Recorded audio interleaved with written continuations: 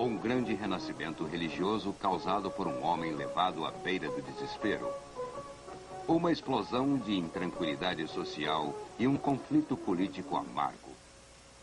Juntos, eles deram aos velhos inimigos novos gritos de batalha e fizeram tremer a essência do cristianismo. A Reforma, neste episódio de A Tradição Ocidental.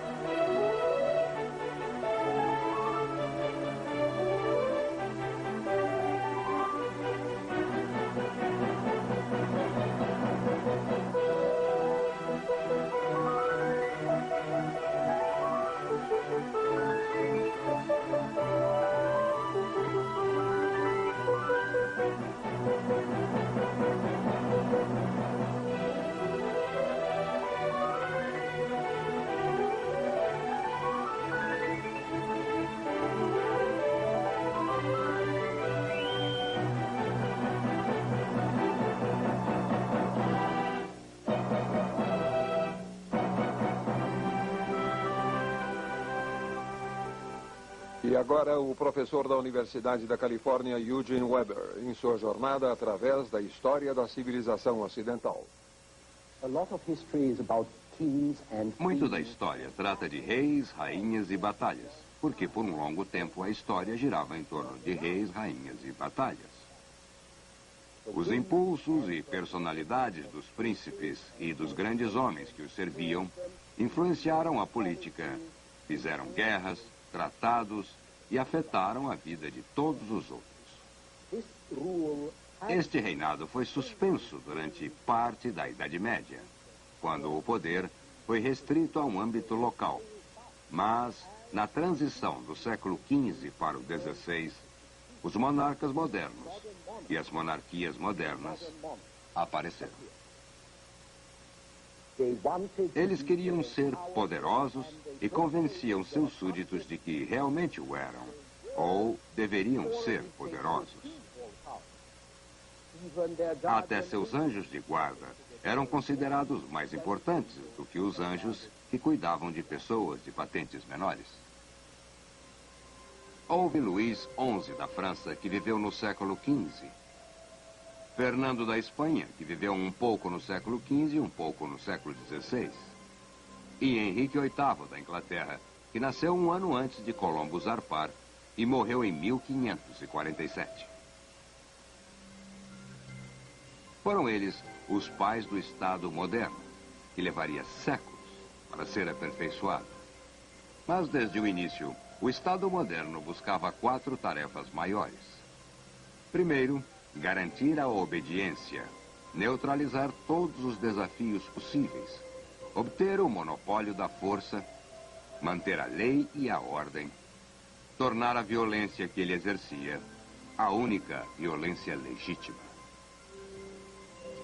O que isso significava? Pode-se ver pelas execuções que aparecem proeminentes em muitas pinturas. A segunda coisa que o Estado tinha de alcançar era exercer controle sobre a vida econômica. Facilitar a circulação e troca de bens para abarcar o máximo possível da renda nacional. Terceiro, tinha que transformar a identidade patriótica da escala local para a nacional. Aqui vemos não apenas Henrique III da França, mas também o lírio, ou a flor de lis, que se tornara o símbolo da realeza francesa. E, finalmente, o Estado tinha que dominar ou controlar a vida religiosa da sociedade, ou, pelo menos, se aliar aos representantes da religião.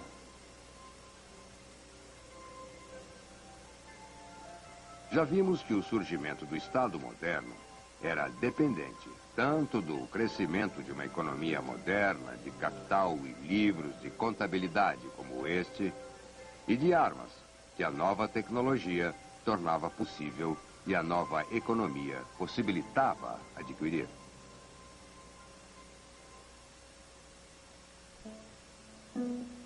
Mas também ele se deveu ao renascer da lei romana, que sobreviveu na Itália e que depois do século XIII se espalhou pela Europa, levada por advogados que tentavam reforçar o rei contra o clero e contra seus vassalos feudais.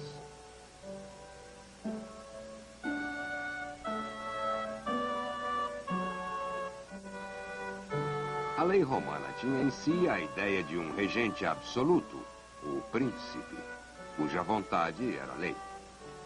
Isso combinado com outro ideal clássico, o do herói, que é praticamente um deus, forte, benevolente e sábio. Essa figura real, heróica, iria encarnar o que hoje descrevemos como nacionalismo. Um sentimento de orgulho patriótico pelas origens e glórias passadas, que seriam usadas para justificar o domínio presente e a grandeza futura.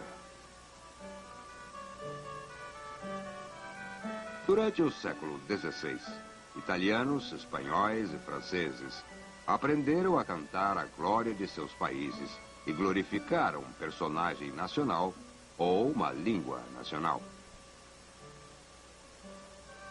Os humanistas alemães comparavam o passado alemão ao da antiga Roma e inspiraram esse arco do triunfo feito para o seu rei e imperador Maximiliano. As peças de Shakespeare louvavam a Inglaterra, desacreditando seus vizinhos e exaltando o sentimento patriótico. A referência ao passado, que inspirava o presente, podia também enfocar a figura ideal do príncipe que personificava seu povo e nação. Em teoria, o príncipe respondia à necessidade de uma autoridade central forte para impor unidade e ordem. Na prática, os interesses materiais da maioria dos príncipes eram servidos por mais lei e ordem. Mais leis e ordem melhoravam a renda. Renda regular pagava exércitos regulares que podiam impor mais lei e ordem e trazer mais renda, aumentando assim o poder central. Com a crescente centralização do Estado, a relação moderna entre a autoridade central e o súdito contribuinte individual começou a tomar forma. O mesmo aconteceu com as instituições representativas. Os conselheiros, parlamentos e propriedades que marcam o Ocidente moderno e que estão todas ligadas aos impostos. Quando estados e regentes não mais apelam para a ajuda de vassalos, mas para todos os súditos, eles precisam ganhar seu consentimento. Mas assembleias populares compostas de todos os cidadãos, como nas antigas cidades gregas, não eram possíveis onde o número de pessoas e a distância entre elas eram grandes demais. Então, como substituto da presença pessoal, desenvolveram o conceito de representação, a ideia de que certos homens, eleitos ou apontados, pudessem falar por outros homens, cidades ou estados.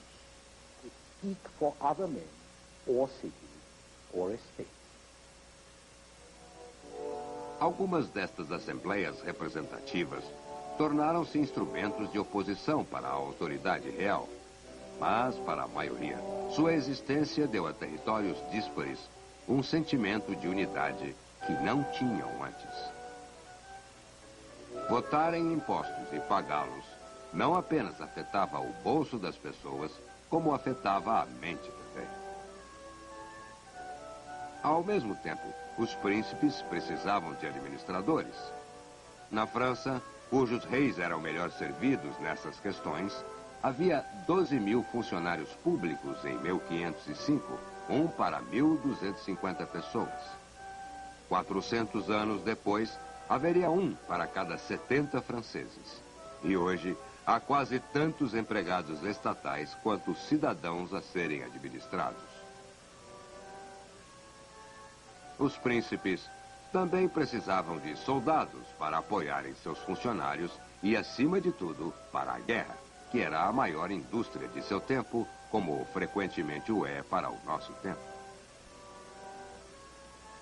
Os príncipes também precisavam de representantes para negociações, para a diplomacia, que é a continuação da guerra por outros meios, e que nos séculos XV e XVI começavam a se desenvolver, junto com a lei internacional. Um código que governava as relações sobre os soberanos e estados soberanos. Enquanto isso, os conceitos medievais desapareciam. A Santa Sé não era nem sombra do que já tinha sido. O Papa era um príncipe italiano, comercializando as mercadorias que tinha, indicações eclesiásticas, dispensas da aplicação da lei da Igreja para permitir o divórcio, absolver o adultério ou até o assassinato. Indulgências que ofereciam a remissão dos pecados em troca de atos valorosos, ou melhor ainda, em troca de pagamento. Quanto ao imperador germânico, como Sigismundo da Hungria, que foi coroado em 1411, ele não tinha poder de taxar ou impor sua vontade fora de seus próprios territórios. Ele era simplesmente o que dava o lance maior no leilão pela coroa imperial do Sagrado Império Romano. Em 1519, por exemplo, Carlos V, o rei da Espanha, foi o vencedor.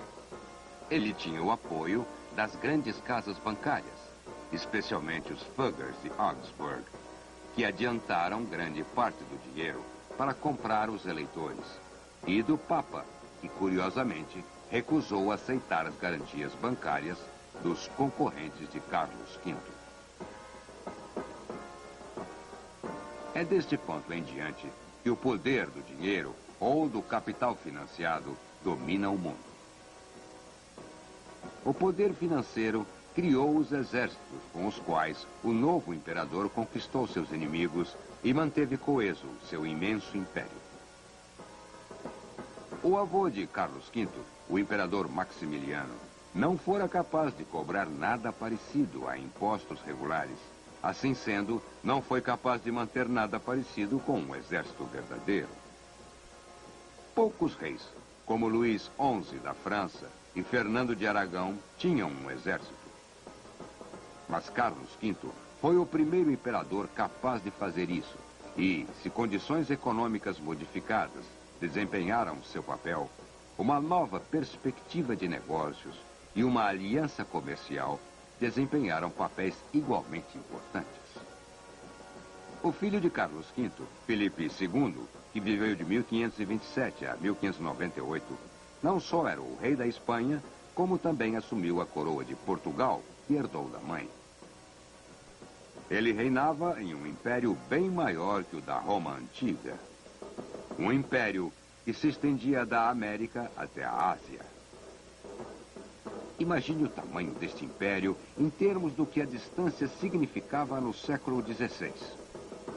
Uma viagem de Lisboa até Goa, na Índia, levava 18 meses. Uma viagem de Sevilha, na Espanha, até Lima, no Peru, levava 2 anos. E de Sevilha a Manila, nas Filipinas, que receberam esse nome por causa de Felipe, levava até 5 anos. Pode-se entender a observação de um vice-rei espanhol que dizia que se a morte viesse de Madrid, todos viveríamos até a velhice. Sem dúvida, se a morte viesse, viria por ordem escrita. O governo espanhol era um governo de documentos e da burocracia, que reorganizava os documentos. Os burocratas eram treinados em universidades, cujos números na Espanha triplicaram durante o século XVI, de 11 para 33, e que também estavam sendo abertas do outro lado do Atlântico. A Universidade de Santo Domingo foi fundada em 1538, a primeira universidade das Américas, 100 anos antes da Universidade de Harvard. Outras se seguiram no México e no Peru. Era o fluxo de capital sob forma de ouro e prata da América que pagou pelas universidades e pela burocracia, que lubrificou as rodas do comércio e impulsionou a supremacia militar e política da Espanha durante os séculos XVI e XVII. O Império da Espanha na América tornou possível seu império na Europa.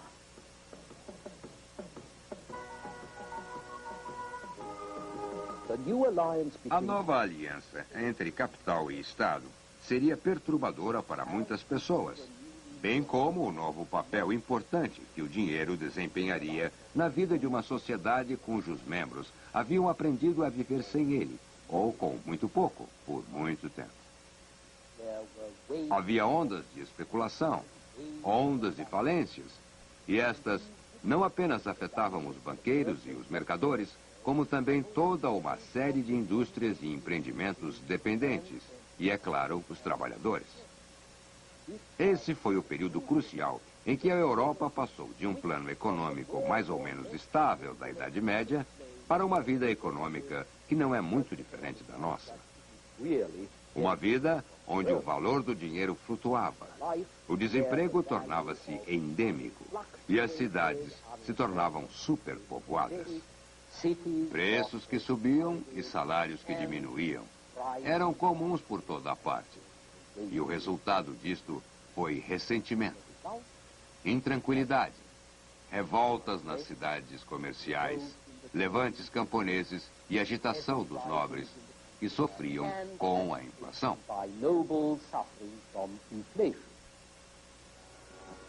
A insatisfação social criada por esta insegurança e intranquilidade chegariam ao auge na Alemanha e nos Países Baixos, onde surgiria sob a bandeira de uma ideia religiosa. Em 31 de outubro de 1517, um monge chamado Martinho Lutero, que ensinava teologia de Wittenberg, na Saxônia, pregou nas portas da igreja do castelo 95 teses, ou seja, proposições ou argumentos contra o mau uso das indulgências e absolvições. O gesto de Lutero foi litigioso, mas não revolucionário. Propor um debate sobre teses teológicas era uma prática aceita. A linguagem de Lutero era perfeitamente apropriada para um debate acadêmico. E ainda assim, o eco de seu gesto sacudiria o mundo ocidental. Guerras e rebeliões religiosas invariavelmente envolviam conflitos políticos. Elas ofereciam a velhos inimigos novos gritos de batalha e contribuíam para novas e profundas causas de atrito. Conflitos religiosos devastaram a Alemanha até 1550. A França e a Holanda até a segunda metade do século, e jogaram a Inglaterra num caos político. Em uma geração, a veste sem costuras da cristandade ocidental rasgou. Daí em diante, os homens se dividiam tanto pela fé quanto por fidelidades políticas ou interesses econômicos. Essa foi a Reforma Protestante.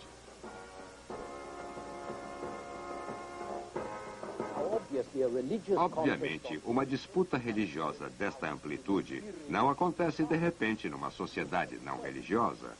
O próprio Lutero é prova disso. Ele foi levado à beira da loucura pela incerteza, dúvida e culpa e o temor terrível de que nunca alcançaria a salvação. Até que percebeu que não é aquilo que você faz ou não faz, mas sim o que está dentro de você que conta. Sua fé em Deus e em sua salvação, seu perdão misericordioso gratuito, importam mais que as fraquezas, as falhas e as frágeis tentativas humanas de suplicar perdão. Problemas que atormentavam Lutero e que o aterrorizavam antes dele encontrar sua justificação na fé. Essa ansiedade apaixonada também torturava e assustava muitas outras pessoas, o que as fez ouvirem Lutero quando ele encontrou uma solução para seus próprios problemas e ofereceu como solução para os problemas deles. Um modo de alcançar a salvação, que abriu novos mundos para mim, como colocou o pintor Albrecht Dürer.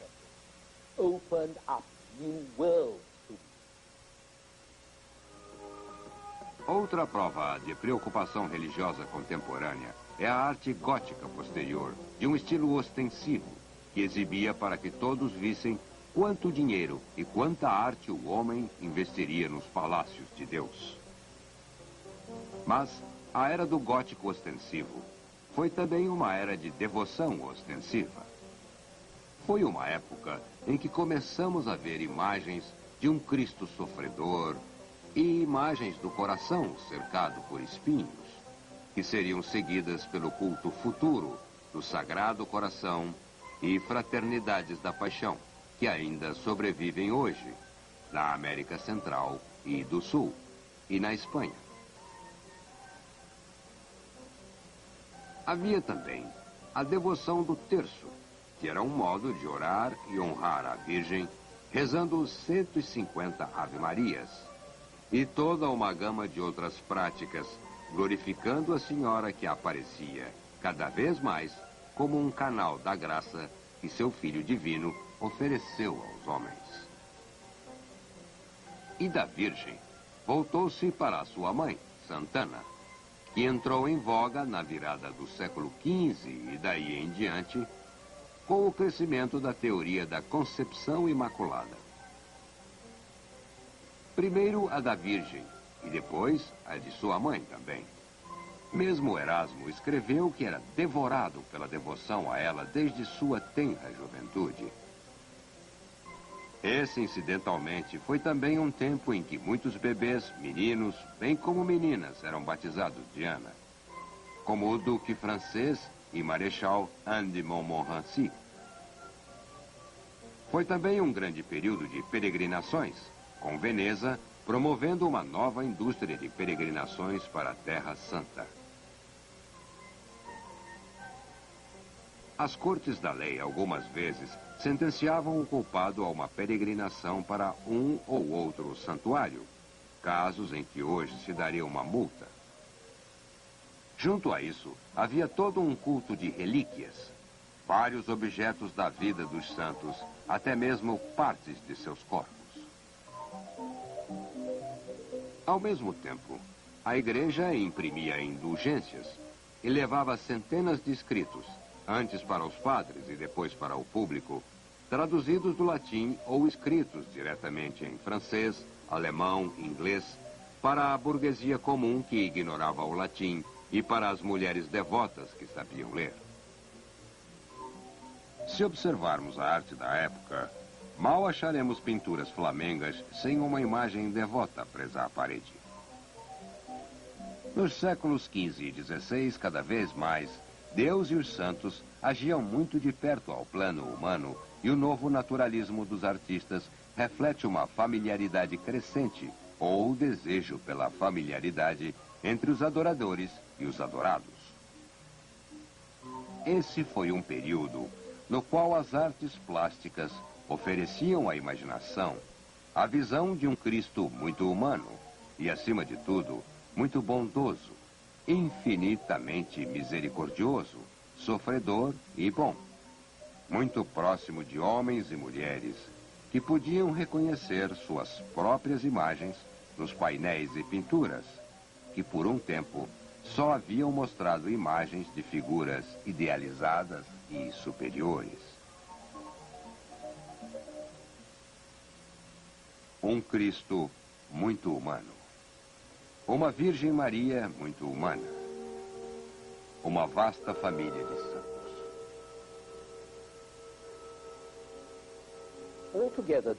No geral, não fazia sentido nos séculos XV e XVI que as fontes de fé estivessem secando.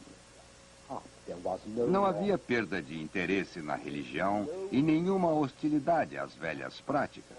Pelo contrário, a impressão que se tinha era de muita devoção, com um grande interesse pelo divino, através de uma grande variedade de expressões. Mas ainda assim, pelo que se podia notar, também havia uma sensação de embaraço, de desconforto, uma certa aspiração vaga em direção a outra coisa que veio daquela nova classe que estava ascendendo, não só em riqueza, como em influência e status. Essas eram as pessoas que fabricavam, comercializavam e praticavam a lei nos centros urbanos crescentes. Os burgueses da cidade, que hoje descrevemos como a burguesia. No próximo programa, veremos como as preocupações e interesses deles iriam sacudir o mundo ocidental. Até lá.